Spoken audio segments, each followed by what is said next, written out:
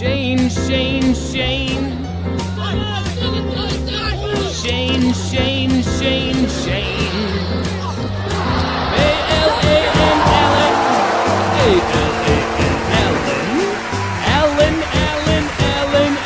Allen.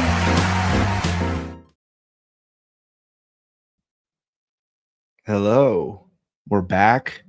It's the wild card, and it's going to be a good one. You know, before I have Alan, I wanted to say something before we really get into the meat of this whole thing. There's this other football league that I've been watching called the A7FL. Wow. I mean, it's football with no pads. That's crazy. And the tackling is ridiculous. I mean, people are just clobbering each other, and the offense is high flying. I mean, my goodness. It's amazing. That league should be what football should be, not this freaking helmet pads bullshit. Babies, come on. You're the only football fan in the United States who starts the show off by saying, I've been watching this other football league, and it's not college football in the middle of the college football playoff. It's the AC 130 Airship Football League. Yeah, exactly. It's heck yeah. All right. So anyway, I'm going to forgive you though. All right. Yeah, that's good. So, all right, Shane. So help me count.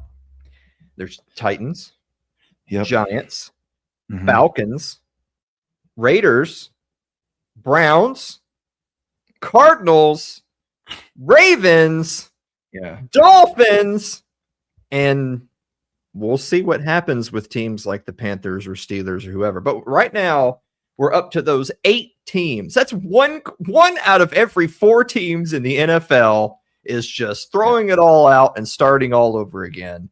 Any of that list in particular surprise you? Agree or disagree? I mean, not really. I don't think any of it was really a surprise. I mean, we were saying Mike McDaniel was going to be out. Pete Carroll is one and done. I mean, that was just an absolutely atrocious season for him. Sure. And then Jonathan Gannon with the Arizona Cardinals. I mean, when you're the only NFC West team that is just a complete clown show, you're gone. It's not going to go well for you.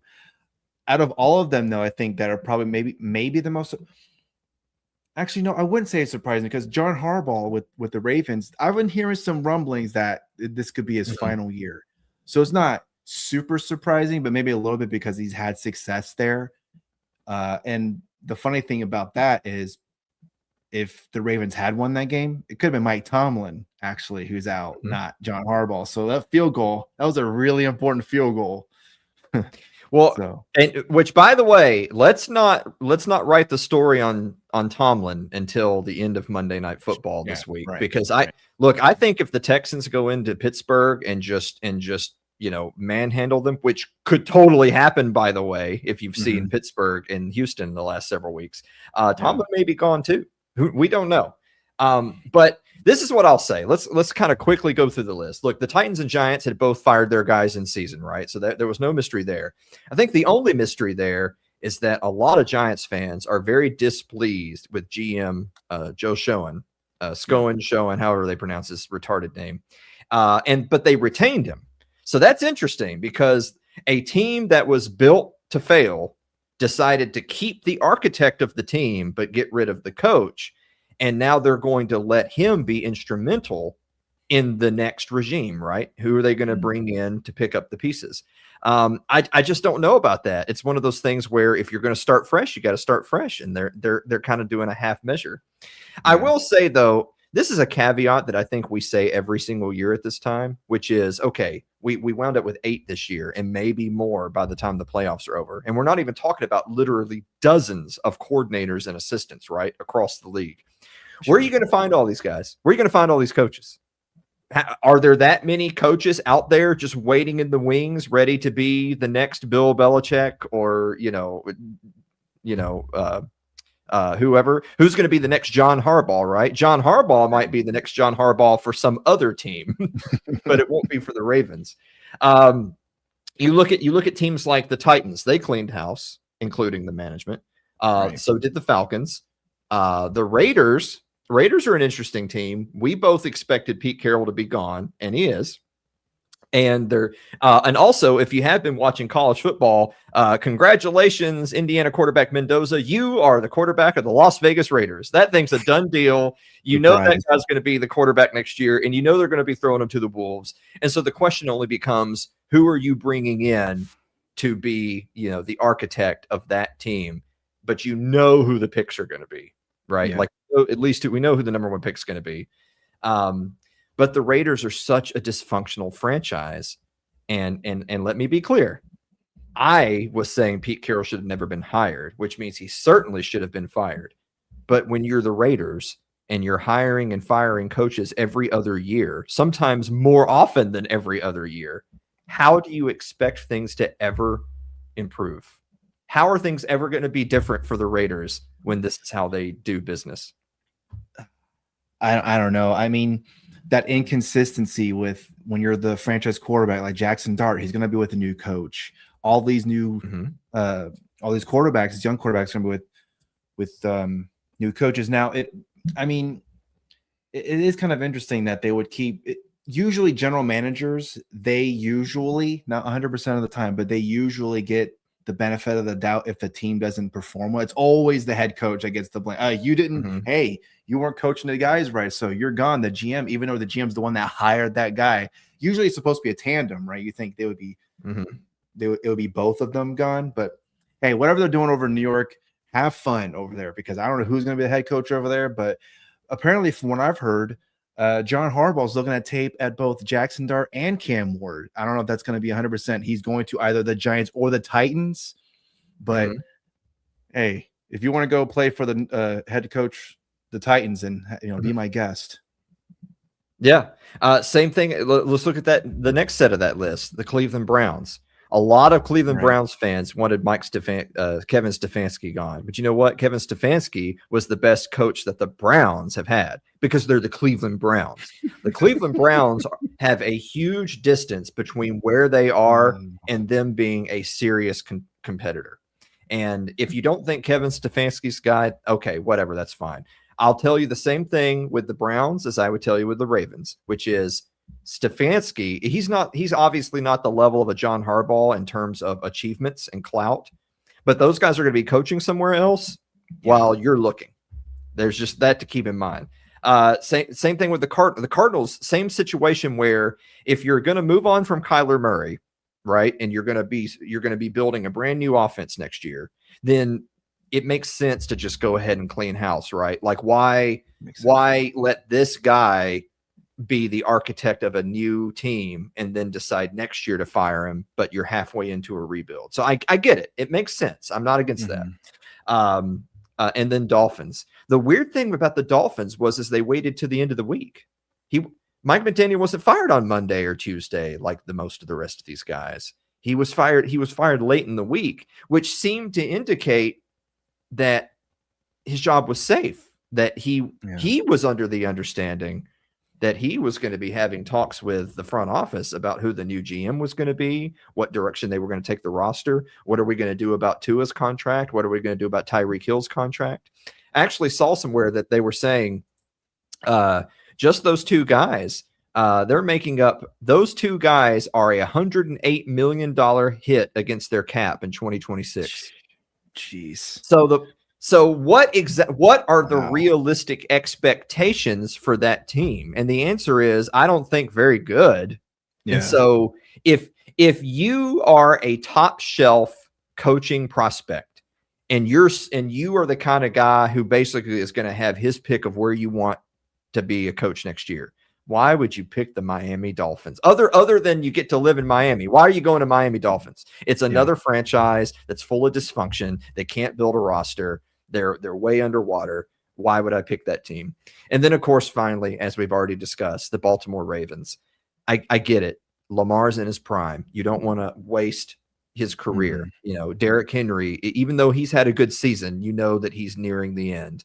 Yeah. But that defense was atrocious. Right? Like they didn't lose because they wasted Lamar Jackson or didn't give Derrick Henry enough carries. They lost partly because of that, but they lost mostly because they couldn't stop anybody. Yeah. So the point being is that I think if you just take out John Harbaugh and put in, Joe Everyman, they're not going to magically win the AFC. That just doesn't happen. So every single year when Black Monday comes and goes, let's just remind everyone that the grass is not always greener on the other side. Yeah, and it's interesting you mentioned Kyler Murray. I think his time is pretty much done in Arizona. If he's there next season, I'm going to be like, it's already a fail, whoever the head coach is. It's over because he's had Cliff Kingsbury. He's the one that drafted him over Nick Bosa. He wanted him over Nick Bosa. I said that twice. And then Jonathan Gannon comes in. I can't remember if there was a coach between Cliff Kingsbury. I don't even remember.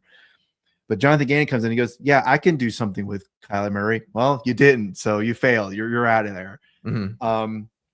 And then with, like you're saying, with Miami, I think they have talent there. They have talent in Miami. It's just that nobody, at least as of right now, when he was the coach, like the last season or two, nobody was taking what Mike McDaniel was saying. It was over. Like nobody was taking him seriously. And probably when they hired their new general manager just recently, he probably said, because this is probably why it took so long. Like, hire me, but I don't want Mike McDaniel as the head coach. Okay, well, we'll fire him and then we'll hire you. Well, let me ask you this. Yeah. We talked about that's 8's already a lot. That's a quarter of the league. That's a lot. Yeah. Is there anybody that stands out to you that you're surprised wasn't on that list? Somebody that kept their job that you're surprised is still coaching? I mean, I've been harping on this team. I said they're going to be the number one pick, but they didn't get it because they just happened to magically win another game. But Aaron Glenn why is he still the head coach there? He sucks. No, 0 interceptions, 0. The first team in NFL history to have no interceptions. And hey, you know what? You're doing a good job. You should keep going. I like you. No, he sucks. Get rid of him. It goes without saying that the fact that they went into this season with Justin Fields and Tyrod Taylor, there weren't exactly super high expectations that the offense was going to be magically improved, but he was a defensive coach. So if the offense had sucked, but the defense had been respectable, it would have been, okay, we're terrible. And we're going to have a pretty good pick, but it's not Aaron Glenn's fault. He needs time to build an offense. He needs to have a good offensive coordinator.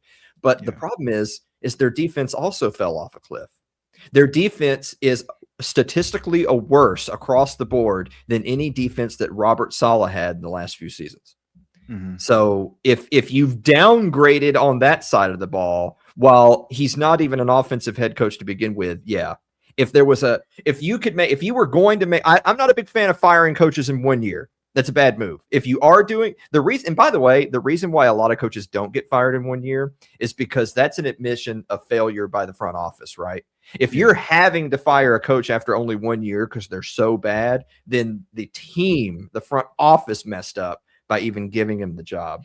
So I 100% agree with you, Aaron Glenn, the Jets. My honorable mention will be Todd Bowles of the Tampa Bay Buccaneers.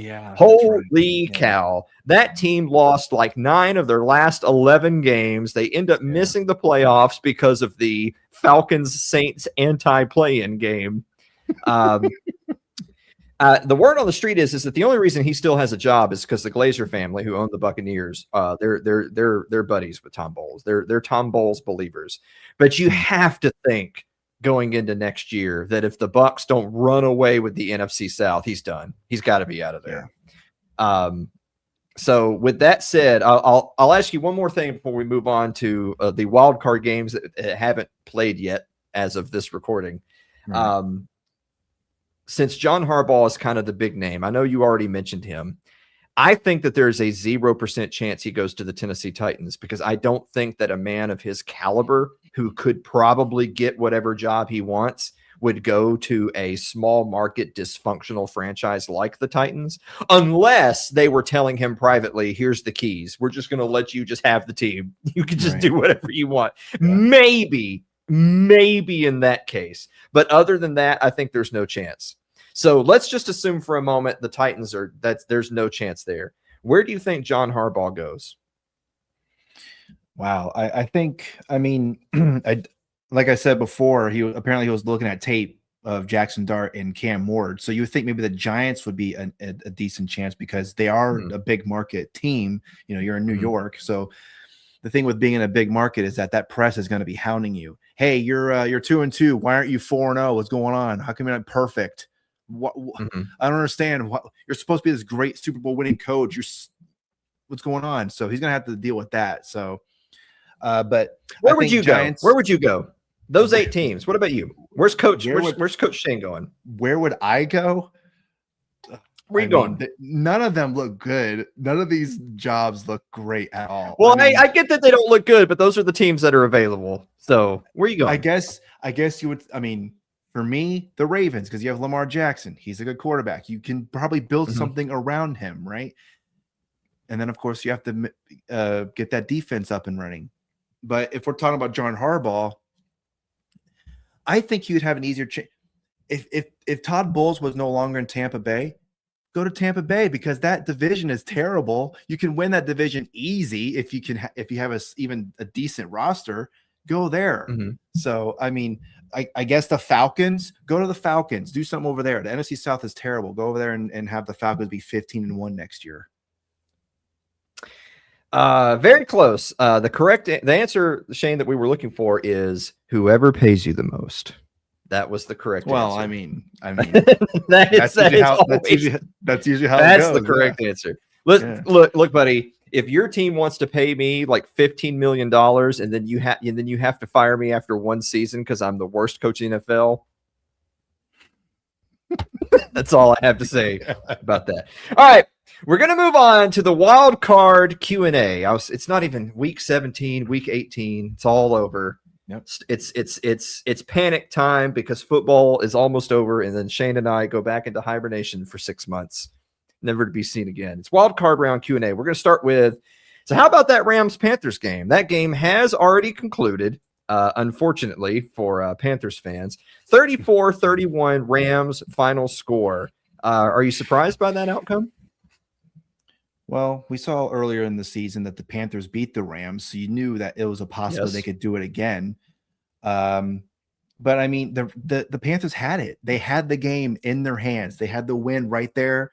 But then for some weird reason, the defensive coordinator was like, "Hey, let's move off the line of scrimmage 20 yards and just let them just do whatever the Rams want to do on offense the last 2 minutes." And that's what happened. The Rams went downfield, scored, and then that's it. So, I mean, the outcome isn't surprising because it's Matthew Stafford being Matthew Stafford. He's an amazing quarterback. He's a future Hall of Famer. So, of course, when I saw that happen, I was like, no surprise to me. So, congratulations to the Rams.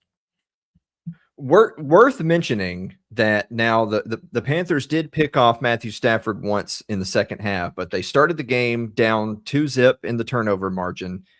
Statistically, the Rams were dominating across the board, but it was only a one possession game at halftime. And then the Panthers come back to tie it up. Then the Panthers come back to take the lead late in the game. It is surprising that the Panthers made as close of a run at it as they did. I think for me, the big takeaway is that Matthew Stafford, who amazing season, I think he's the odds-on favorite to win NFL MVP this year. And if this ends up being his last season, what a way to go out! I'll just win NFL MVP this year. Why not? I'm sorry, I'm so old and washed up. I could only win the MVP award. But I think big worry for Rams fans is that there was he hit his hand not once but a couple of times, and it was clearly bothering him, and it was mostly around his index finger of his throwing hand. He started that game something like 8 of 8, and then dropped all the way down to 12 out of 24 before getting hot late in the fourth quarter.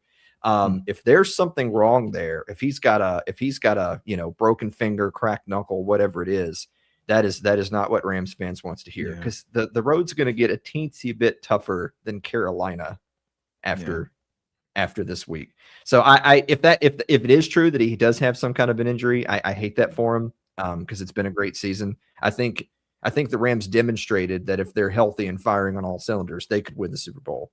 So we'll just have to keep an eye out if there is a serious injury there for him. Moving on, I feel reluctant for us to address the Packers-Bears game because it's literally being played as we're recording this podcast. But it just went to halftime, and it is 21-3 Green Bay at the half. So Caleb Williams is 8 of 17 for 78 yards and an interception. Jeez, it's not good.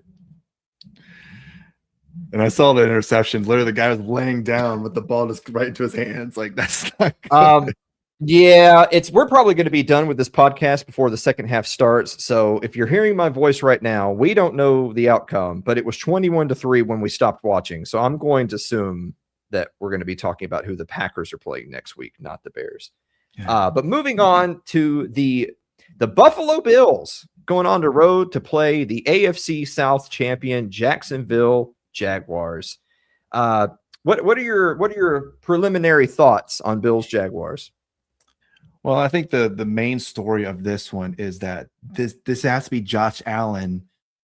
Like, he has no Patrick Mahomes to worry about Lamar Jackson. So this is it. This is your chance to get to the Super Bowl and win it, or at the very least get to a Super Bowl. So, hey, you got to go to the Jaguars. And the Jaguars are a really good team. Great defense. Trevor Lawrence is hitting on all cylinders. I was not expecting the Jacksonville Jaguars to be this good. I mean, I would be making fun of Liam Cohen and just that whole thing with the introduction and all that. Just low-hanging fruit right there. But the Jaguars have completely overachieved. They've completely destroyed all expectations. And especially when we're thinking that the Colts were going to run away with that division. And here we are with the Jacksonville Jaguars in, and the Colts are completely out. So, but yeah, this is definitely the Josh Allen has to get to a Super Bowl, because if he doesn't and he loses this game, I think it's going to be a big knock on his legacy.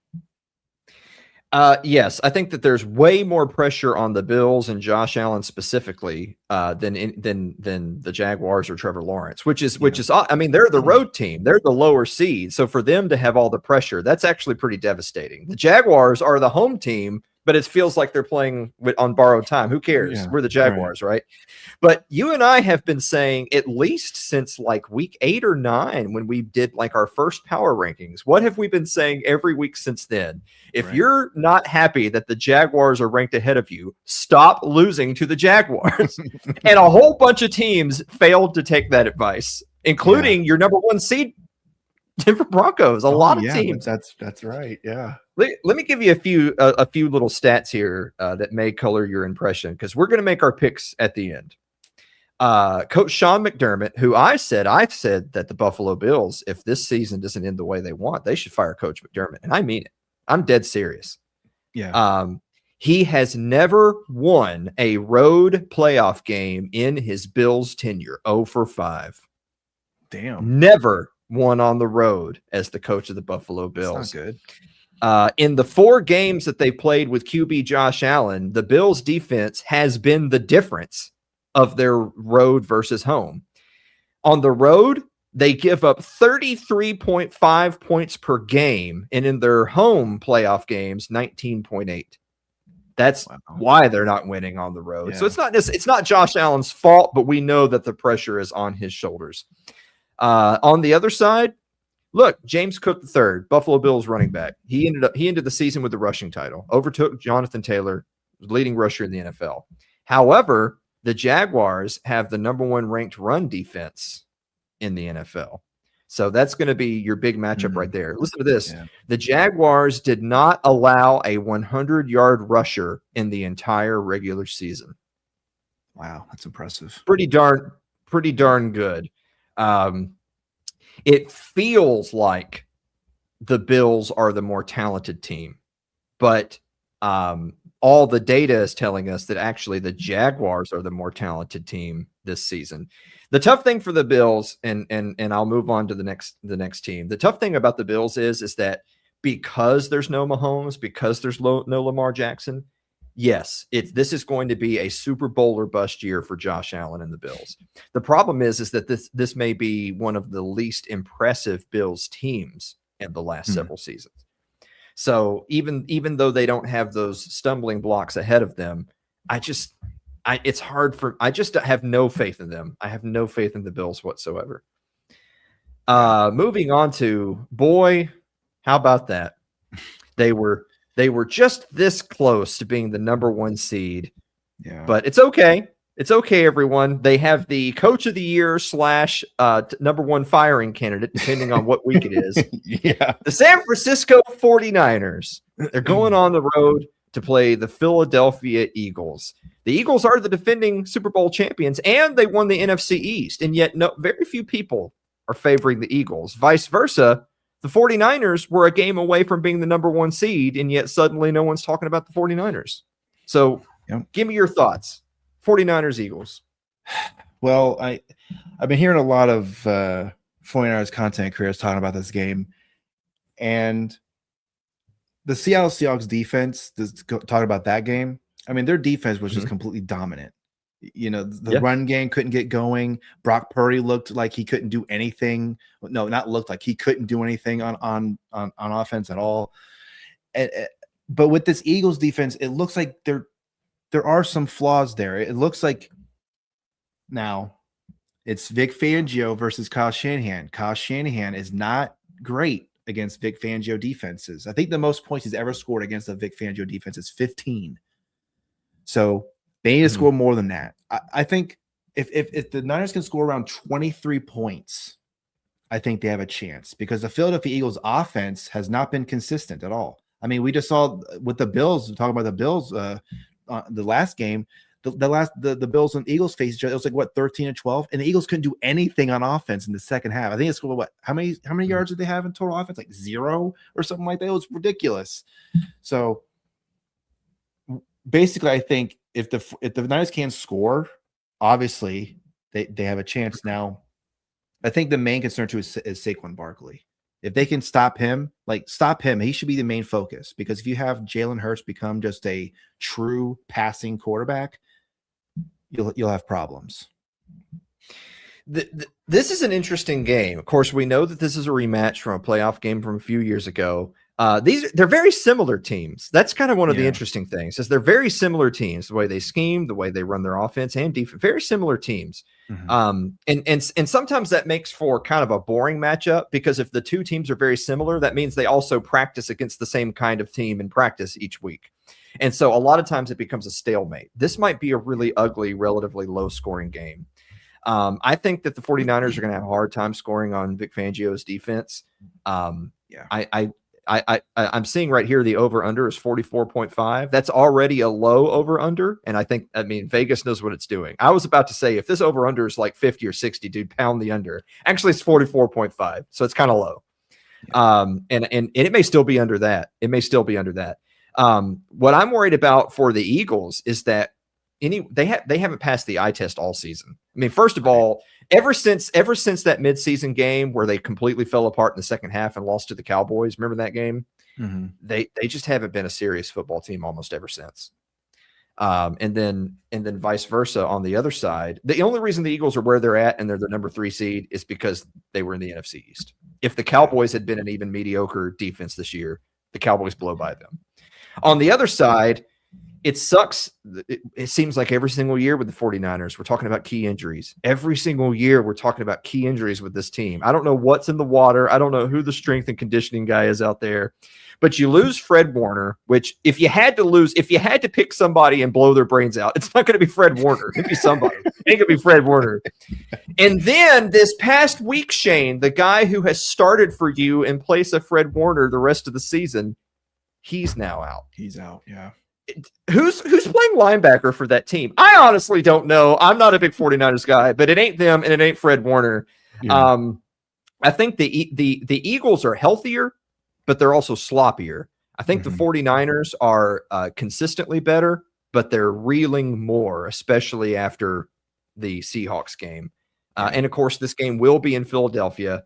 I think it's low scoring. I think whichever team limits turnovers wins the game. Yes. And so how confident do you feel that Brock Purdy has got all of his bad ones out of his system? I mean, you always say that, right? Hey, well, at least they lost to the Seahawks at week 18, not in the playoffs. So we got that out. Now, Niner fans can be kind of stupid because, hey, the last time they played, it was like 44. It's like that was like 2 years ago. Like two completely different teams now. So I don't know why you would mention that. But hey, thanks for bringing up good memories on that one. I do want to mention, though, because you were talking about the injuries.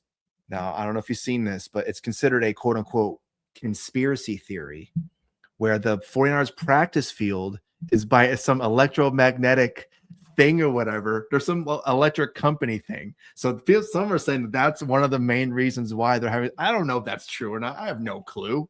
But what else are we supposed to be like? Oh, this randomly Fred Warner just has a random injury, and then some who was it? Some player just in practice got hurt. Like, I guess it's the electromagnetic fields that are destroying people's shins over there. I don't know.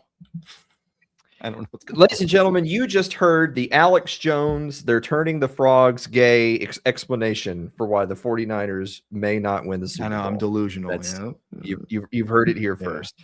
Right. We're going to move on to Chargers at Patriots. Patriots, of course, finishing the year as the number 2 seed right behind the Denver Broncos. Justin Herbert, you might recall, he's been playing with a fractured left hand. That's his non-throwing hand, fractured left hand ever since week 13. This team also rested their starters in week 18 because since the Broncos needed to win to get the number 1 seed, but they had already sewn up the AFC West. So the Chargers decided we're not going to try to play spoiler. We're just going to rest our starters. We're going to find out. You remember, you and I had this conversation just a week ago about, do you believe in resting your starters or do you believe in trying to end the season on a high note? They rested their starters. We'll see if it pays off for them. On the other side of things, boy, the Patriots, we're about to find out. Which of these are we more likely to find out? That resting your starters is good versus bad, or are the Patriots for real? The Patriots literally only had 1 win the whole season against a playoff team. And so gaudy record, amazing look, even if the Patriots lose tomorrow, a great first season for Vrabel. What a showing. They went from like next to last place to next to first place in 1 year. Hell of a season. But they haven't, even though the Chargers aren't exactly anyone's favorite to win it all, they're a sight better team than the Patriots have played 17 out of 18 weeks. So what do you think? Well, yeah, you were talking about how one and done coaches failing, and Mike Vrabel's first year.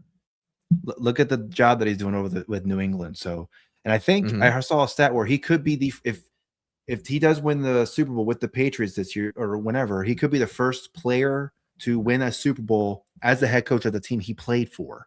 So there's that going for him. Now, in terms of this game, man, I think with this, Justin Herbert, I think, is beginning all throughout his career, he's beginning a lot of praise. Oh, he's a great quarterback. His arm is amazing. He's such a great quarterback, but he just doesn't have he hasn't had a great coach. He hasn't had good players around him, whatever. I think this season, it's like with Josh Allen. Hey, Josh Allen, you don't have those other players, the other quarterbacks to face now. I think Justin Herbert's going through the same thing, maybe a little less than Josh Allen, but Justin Herbert is right there in that same category of, can you actually make a Super Bowl and become a top tier quarterback right now? And I think this is a very important game for him. And again, it's going to damage his legacy if they lose this game. I will say this. So the Patriots have been averaging 8.7 air yards per attempt, which is second most in the NFL. But they're going up against the Chargers defense, who only allowed 5 air yards per attempt, which is third lowest in the NFL. So will Drake May be able to have those extending the plays with your legs, long rollouts into sideline bombs, the way he's enjoyed all year against this Chargers defense? The other Harbaugh's defense. Yeah. On the other hand, for people who like to keep up with home field, I think it's big that the New England Patriots have the home field for this game. It will be around 32 degrees at kickoff, but it's a relatively low risk of precipitation. So it will be cold, but it won't be the coldest it could be, and it shouldn't be rainy or snowy. So I think that New England does have a solid advantage, but not the kind of advantage that they have had in postseason games past. All I will say on that is the easy bet is New England, but this is another one of those where I just say the Panthers winning wouldn't have been a huge shock because they had already beaten the Rams earlier this year. Yeah. If the Chargers beat New England, it'll be a disappointing end to their season, but I don't think New England is a lock as a Super Bowl contender. I definitely don't think that. Yeah. That's the problem, right? I don't think that about anybody. That's the problem. Yeah, I know. I don't think we have a favorite for the whole thing at all. No. Last game so that me and Shane can go watch the Bears flail ineffectively to their doom. Houston Texans at Pittsburgh Steelers. Yep. Boy, how about those Steelers? A team that based entirely on the fact that a kick went wide right. Yep. That's the only reason they're still playing, and it may be the only reason that their head coach still has his job. What do you think, Texans Steelers?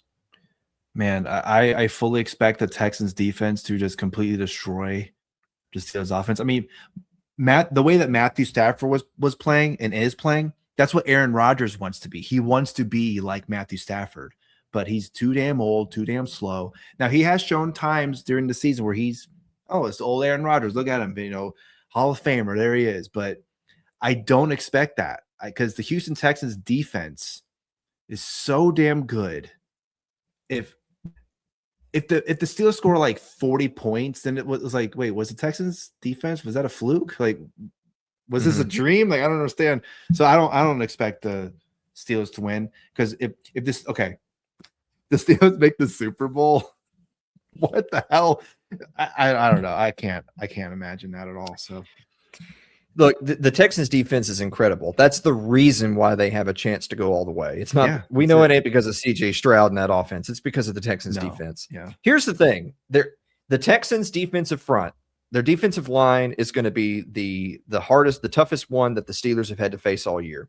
On the other hand, the Steelers have been getting the ball out. The average time to throw, 2.62 seconds. That's the fastest in the NFL. Aaron Rodgers gets the snap and gets the ball out of his hand in 2.62 seconds. The reason they do that, obviously, is because Aaron Rodgers is a statue. He can't move around very much in the pocket. And so they got to get the ball out. The problem is that they're going up against probably the best pass rush tandem in the NFL, Will Anderson and Daniel Hunter. But also, it's not like just because you're going to get the ball out quick and throw a whole bunch of slants and fades, that doesn't automatically mean it's a good thing, because the other team's DBs also know they can always jump the route because you're throwing it short, right? If they can't give Rodgers time for any plays to develop, then there's going to be ball hawking DBs jumping the routes all day long.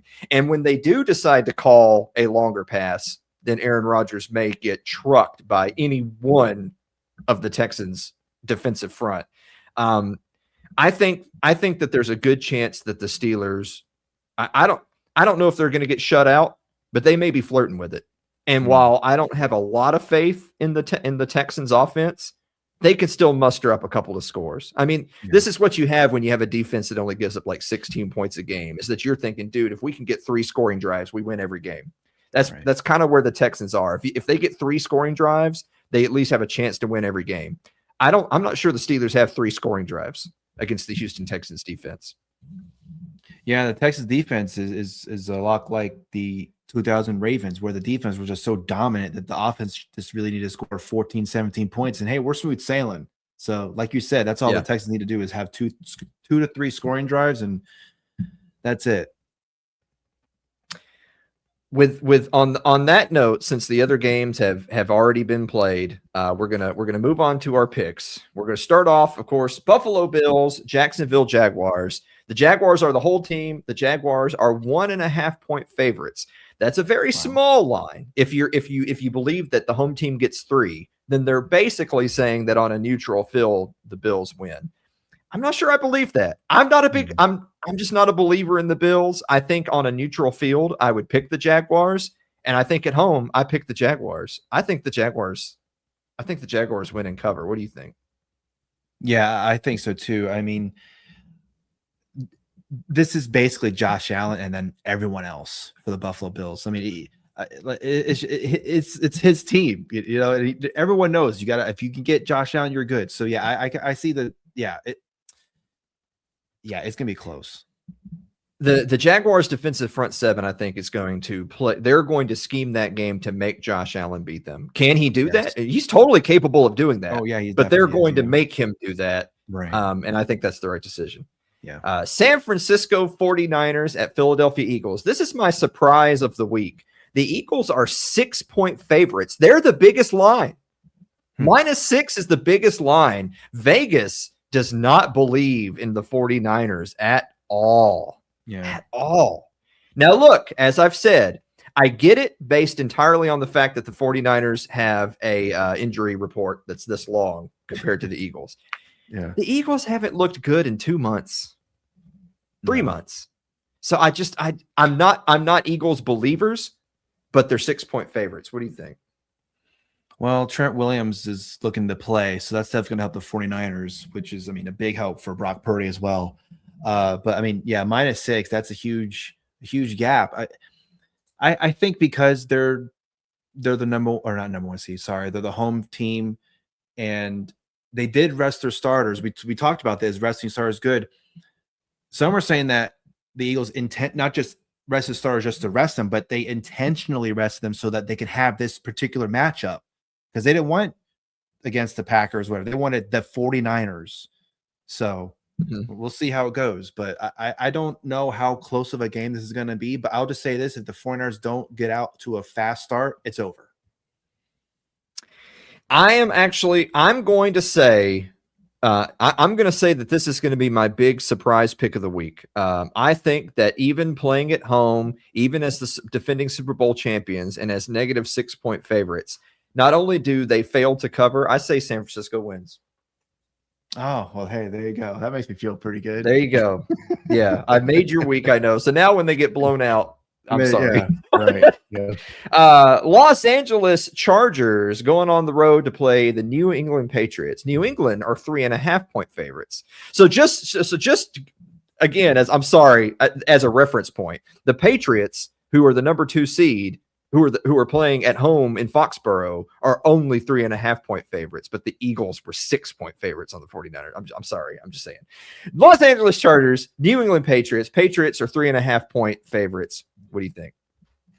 Well, with that line, I think the fact that they've only won one team over 500, I think that probably does scale that 3.5. And, Drake May, he's still relatively new. We don't know what's going to happen with him. I mean, we're seeing it right now with Caleb Williams. Just looks like he's completely flatlining, and as of right now, flatlining in the playoffs.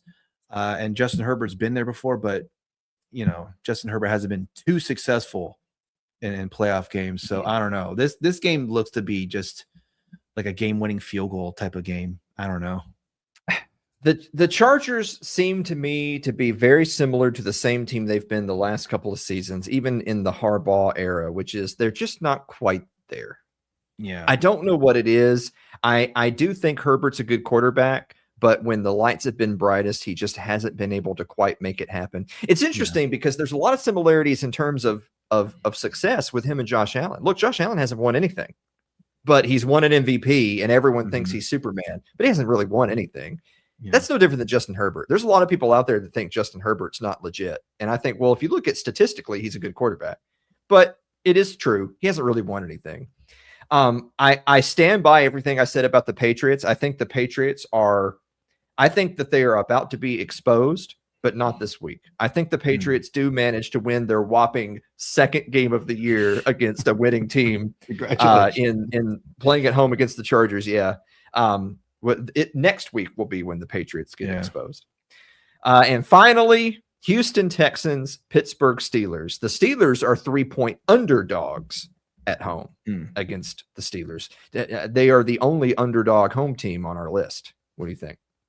Well, I mean, the Steelers had to limp into the playoffs with a game-losing field goal, so that line's not surprising at all. And we've been saying it today. We've been saying it whenever we talk about the Houston Texans. Their defense is amazing. So I don't expect it to be high scoring at all. If any team scores more than 20 points, I'd be like, wow, all right, something's going on with their defense. All right, cool. So yeah, I think this seems to be maybe like a 24-17 game. Maybe I don't know. The tough thing is that I could see a world where TJ Watt plays out of his mind, where CJ Stroud struggles, where they struggle to get the running game going. And as a result, CJ Stroud has to bear a lot of the pressure. And then as a result, he's forced into mistakes. I could totally see that happening. I could totally see a scenario where the Steelers get a couple of freebies. But the problem is they need that to happen to win this game.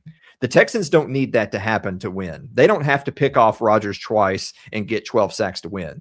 They just need to play to their level of ball, and they're going to win this game. Yeah. All things being, I think it will be ugly. I think it will be low scoring. But if you're in an ugly, low scoring game and your opponent is the Houston Texans, this is not where you want to be. So I'm going to take the Houston Texans to win and cover.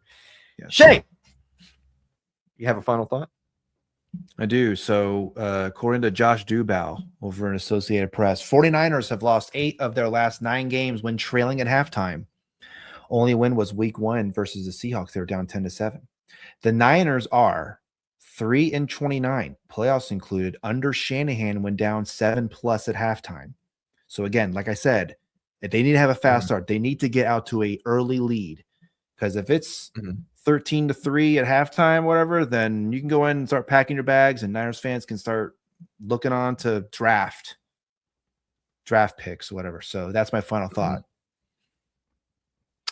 My final thought is going to be, I know that there seems to be some building hype that maybe Harbaugh goes to New York, and so he goes over to the NFC. He's a New York Giants coach. I could see it. I could see him, and I could see him being tempted by the fact that they have a good young core and they've had some recent good draft picks. The problem is those draft picks were despite their GM showing, not because of. I also saw a report saying that he would not go to the Giants unless they moved on from him. So now we're into that level of he's demanding front office decisions in order to get him. Maybe they decide that's worth it to get him. I don't know. What I will say is, win or lose, I think Tomlin should also be out. I know that this past week's game was basically the loser leaves town bowl between Tomlin and Harbaugh. I think if you're in a loser leaves town league game, then you should also be leaving town. That's kind of where I'm at. If you felt that Tomlin was 1 game away from being fired, then you should be firing him anyway. That's all I'm saying. We may be up to 9 teams by the time it's all said and done. Well, one leader of the free world said that the New York Football Giants should hire, without question, John Harbaugh. And John, a great guy, should take the job. That was your president, Donald John Trump. Have a good night, everybody.